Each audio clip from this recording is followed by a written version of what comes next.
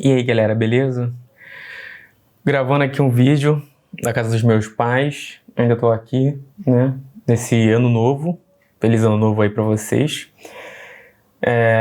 Eu acabei decidindo ficar aqui para os meus pais poderem viajar, né? Então meus pais, eles até puderam, eu acho que eles saíram bem mais do que eu durante, né, a pandemia, né, que ainda tá acontecendo. Mas a todo momento eles tinham que ficar aqui cuidando dos meus avós e tudo mais.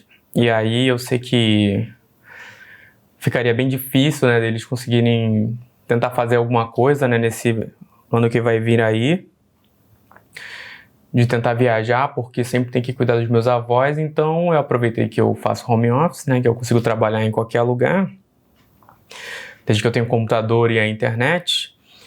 E aí eu falei, quer saber, eu vou ficar com os meus avós, vocês podem viajar. Eles foram lá para Curitiba, né, eles já me falaram isso há um bom tempo, né, já faz alguns meses que eles vieram perguntar se eu podia ficar aqui cuidando dos meus avós, né, dos pais do meu pai, para eles poderem viajar. E eu falei que podia, né, porque durante a pandemia, né, que a gente viveu e está vivendo, eu acabei ficando bem mais distante deles e eu morava aqui junto com eles. E eu sei que por eles estarem velhinhos, né, cada tempo que passa, né, é um pouco menos de tempo que eu vou ter para aproveitar da companhia deles, né, e das histórias e tal. Embora eu já conheça muitas das histórias deles, e eles, como já estão velhinhos, né, muitas vezes eles repetem a mesma coisa, meu avô principalmente. Todo dia ele me pergunta se eu tô gostando de onde eu tô morando, e ele pergunta se eu consigo pagar, e todo dia ele faz a mesma pergunta, né? E eu sempre vou lá e respondo. Mas por mais que ele tenha essa senilidade aí, ele já tem mais de 90 anos, né? O meu avô. De vez em quando surge um assunto assim, né? Eu gosto muito de conversar. E surge um assunto novo, né? E aí eu acabo descobrindo uma história diferente. Aí tem o lado dele, às vezes tem o lado da minha avó. E eu acho bem legal, particularmente, né? Poder ter essa vivência e essas histórias, né? Principalmente para minha família, né? Que a gente acaba se perdendo um pouco, né? Tem gente que tem os registros das famílias deles, de gerações, árvore genealógica. E aí sempre quando eu vou tentar pesquisar as minhas raízes, né? Pra gente que não é rico, né? Que é suburbano, é bem mais difícil. Então cada pista que eu tenho desse passado, dessas histórias, eu aprecio muito, né? Eu sempre me intitulo como um contador de histórias, né? Se eu pudesse falar um traço da minha personalidade, seria esse. Sou um contador de histórias, sou filho de professores, e um dos jeitos mais legais de ensinar é contando histórias, né? Tem as parábolas que Jesus contava. Se você for um cara oriental, o Buda também era conhecido por contar muitas histórias e parábolas, né, para espalhar os seus ensinamentos. Então eu gosto muito da estratégia, né, do aprendizado através das histórias. Então sempre que eu tenho a oportunidade de conhecer uma história nova ou velha, eu aprecio e admiro muito, né. E tem sido momentos legais aqui, né, que eu tenho tido de poder conversar com eles agora, ver que eles estão aí seguindo para mais esse ano, e tem sido bem legal.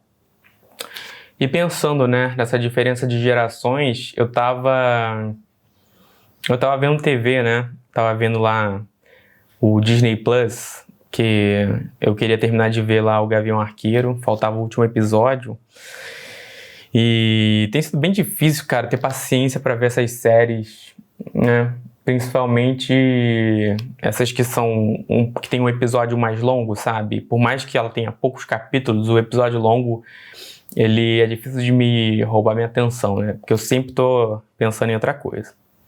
Mas aí na Disney Plus, além de tudo, tinha aquela série bem antiga do Homem-Aranha, aquela série de 96. E, cara, é uma série muito interessante porque nessa série, né, como ela é bem fiel aos quadrinhos.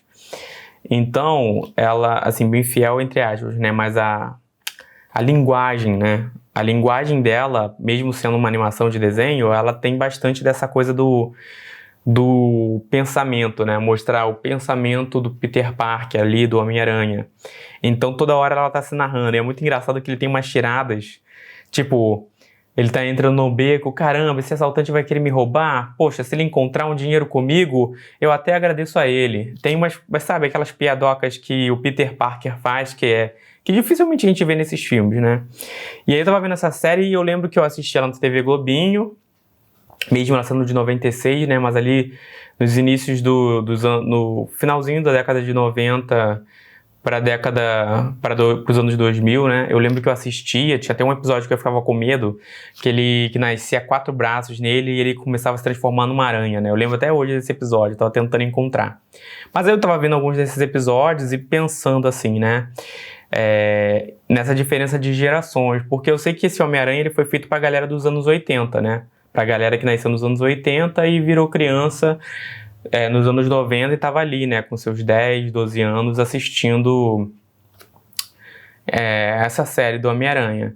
E eu lembro que eu gostava, mas não gostava tanto assim, né, eu achava, era sempre esquisito, né, porque os personagens estavam no ensino médio, mas eles tinham aquela cara de pessoas mais velhas, sabe? O Peter Parker era super forte, ele tava no ensino médio. E é esquisito, né? Você não tem essa... Parecia um filme do Grease, né? Se você for ver aquele filme Grease, você vai ver aqueles adolescentes do ensino médio com a barba absurda, né? Porque eles tinham ali 30 anos fazendo um papel de high schooler, né? E eu acho que essa série do Homem-Aranha tem muito isso.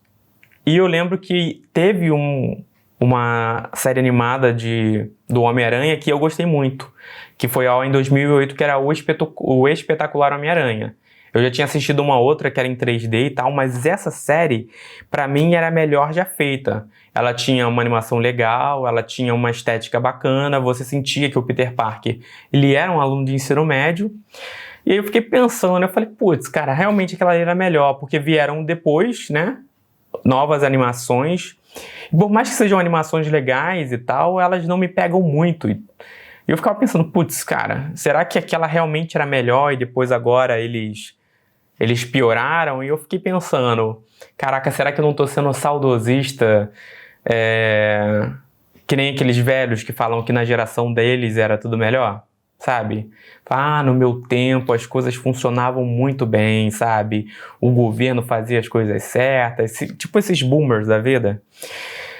E aí eu vi que, na real, cara, o lance é que aquele Homem-Aranha de 2008, aquela série O Espetacular Homem-Aranha, que tem a Gwen, né? Você vê o Peter Parker, ele se apaixonando primeiro pela Gwen, que é o que parece muito com o Amazing Spider-Man do Andrew Garfield, né? Que ele encontra a primeira Gwen e a Mary Jane, né? Ruiva. Ela vem bem depois, né? Nessa série do Espetacular Homem-Aranha de 2008, né? Animada, era exatamente essa vibe, né? Eu acho que só a Gwen só não morreu, né?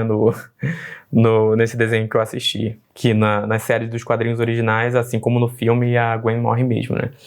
Que é o primeiro baque, né? Triste na vida, assim, do Homem-Aranha depois do Tio Ben. E eu fiquei pensando que, na verdade, não é isso. É porque, por exemplo, essa série do Homem-Aranha, que passava lá na TV Globinho, que é de 96, ela é toda pensada por uma geração que não é a minha, entendeu? Então, tipo assim, o cara não usa mensagem de texto para conversar no celular, ele tem aquele aspecto do adolescente do Grease, que parece um cara de 30 anos, tem um foco grande pro jornal e pra TV, e bem menos pra internet. Em 2008 tinha o foco da TV, o jornal era pouquíssimo e tinha muito essa vibe já do celular com a internet, né? E a cidade era diferente e tudo mais, né? Naquelas séries antigas você via os transportes, eram totalmente diferentes, a estrutura da cidade. Por mais que seja Nova York, esteja fora do nosso alcance, né? A cultura da cidade do Homem-Aranha tem esse lance de estar mais adequado à minha geração. Eu consigo ver isso com várias paradas, né?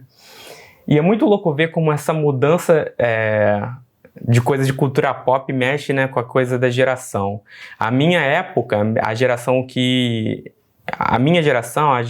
da galera dos anos 90, que consumia o conteúdo ali dos anos 2000, era muito mais voltada para DC. Porque a gente tinha a Liga da Justiça, depois teve a Liga da Justiça Sem Limites, tinha o Batman do Futuro, então essas séries eram muito fortes, né? Essas séries animadas, né? Então eu cresci vendo a Liga da Justiça e eu lembro que meu sonho era ver um filme da Liga da Justiça, né? Eu lembro do meu ensino médio ali, nos meados do meu ensino médio, lá em Ilópolis, no ponto do ônibus, esperando o Solacap voltando para ir para a escola de música, conversando com um amigo meu, falando, caraca, aí, você viu que vai ter, sei lá, um filme do Superman? Cara, eles estão planejando em fazer um filme da Liga da Justiça, né? Ainda eu já tinha o Vingadores, né? Tava prestes a começar, já tinha aquelas movimentações, e eu lembro que houve o primeiro boato de fazer um filme da Liga da Justiça, mas tinha um problema que seria muito caro produzir um filme desse, porque cada personagem tem um royalty absurdo, então, tipo, fazer um filme com tipo, Superman, Batman e Mulher Maravilha, tipo, só com esses três aí, nem tinha Mulher Maravilha na época, mas só com esses caras já seria, tipo, um custo absurdo e não conseguiria, não rolaria.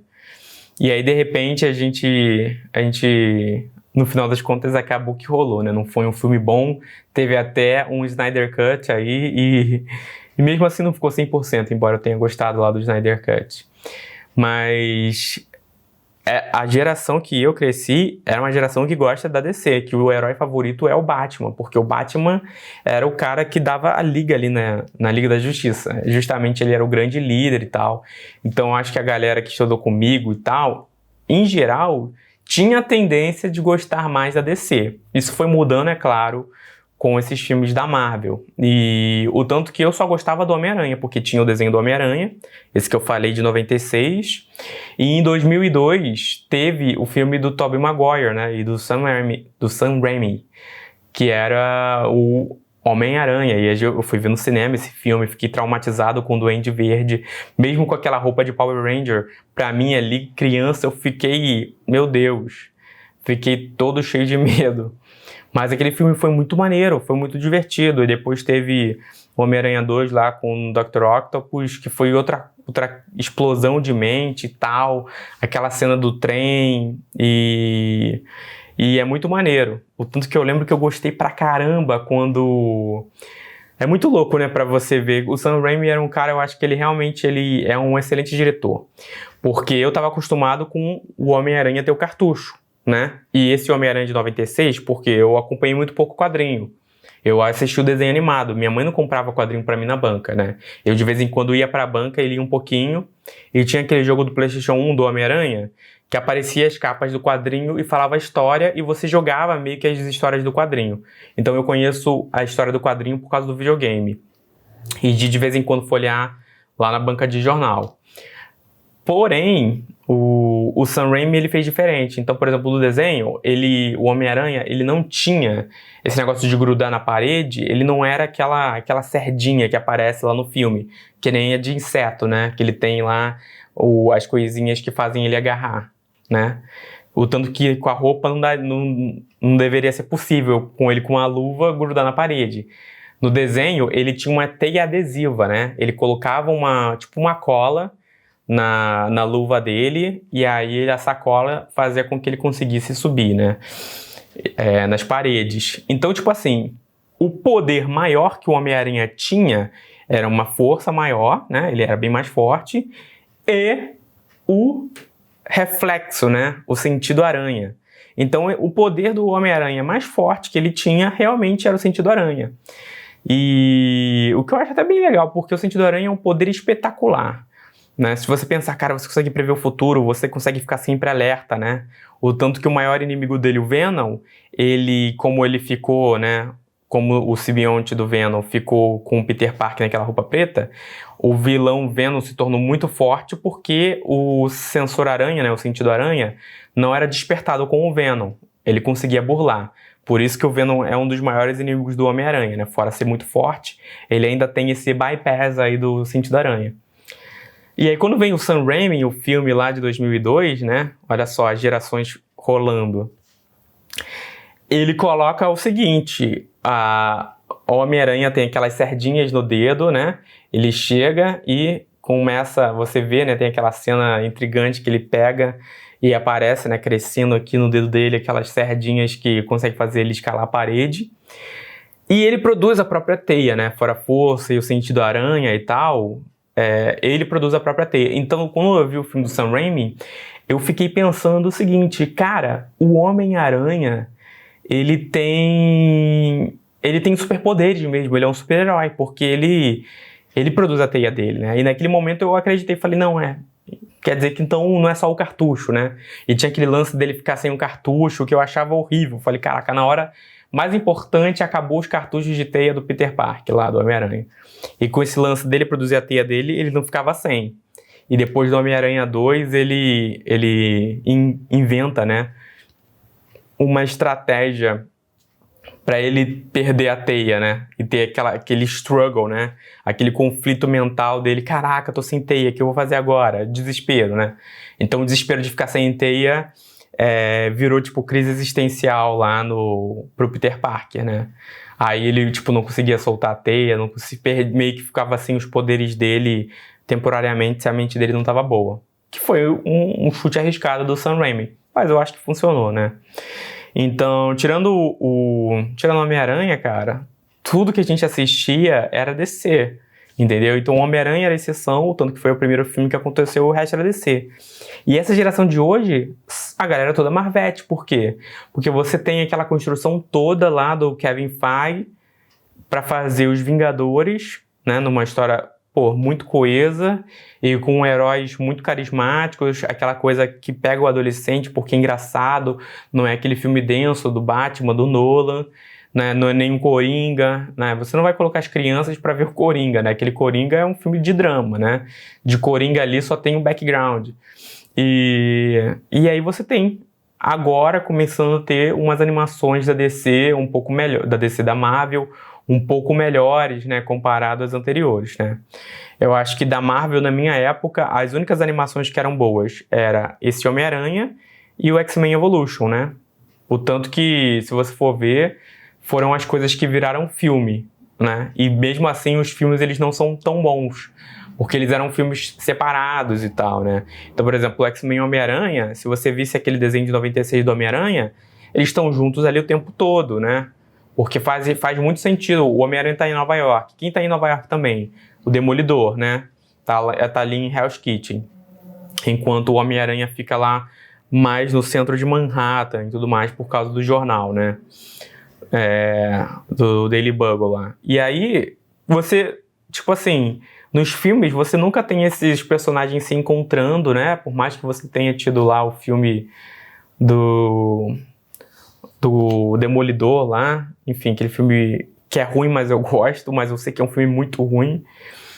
E aí você não tem essa galera se conversando, e eu acho que por isso que isso deu uma matada nesses filmes.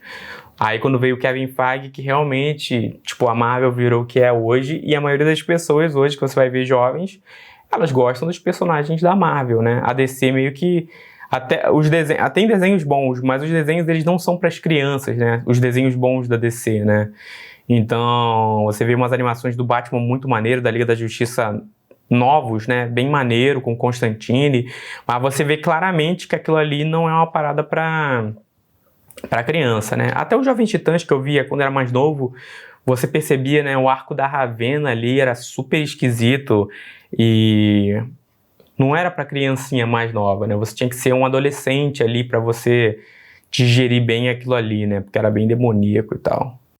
E aí eu acho que talvez essa característica da DC, né, de não ser uma parada tão facilmente para todos os públicos, né, para todas as gerações, acabou matando um pouquinho ela, né, no final das contas. Enfim, esse é um vídeo para falar aqui que é o ano novo, vida nova, e que muitas vezes, né, na maioria das vezes, quando você gosta muito de algo que é da sua geração, não significa muito que aquilo ali é o melhor, né? Não significa que aquilo ali era o mais bem polido, era mais bem escrito. É que, na verdade, aquilo ali é feito para a tua geração, é feito para você gostar, para você se identificar, né? Então, quando você olhar alguma coisa, né, tipo, caramba, na minha época aí, os Power Rangers era melhor, ou, sei lá, na minha época o governo era melhor e tal. Muitas vezes o contexto, né, todo do seu ambiente e do tempo e das coisas que estão acontecendo, né, elas se moldam para aquela geração, né, e a gente não pode se apaixonar pelo tempo, né. Essa é uma frase muito interessante que eu ouvi, né, tem muitas pessoas que são apaixonadas pelo seu tempo. E é importante você tentar fazer esse discernimento, né? Você conseguir olhar ali com uma lente um pouco mais limpa e perceber que talvez aquilo que você goste tanto, que você acha que era muito melhor na sua época, é muito melhor porque foi feito do jeitinho certo para você gostar. E é isso. Esse foi o vídeo de hoje aí, com muitos minutos para você refletir ou não, né? E agora eu tô com uma luz, eu comprei um LED e comprei uma lapela nova, uma lapela boa, né? Eu já comprei há um tempo, comprei na época da Black Friday, mas eu nunca usei, né? Porque várias coisas para resolver, né? Inclusive esse fim de ano de 2021 foi muito emocionante. Foi cheio de surpresas, caramba, no dia 30 muita coisa mudou e vai mudar na minha vida, né? E eu espero que para melhor, né?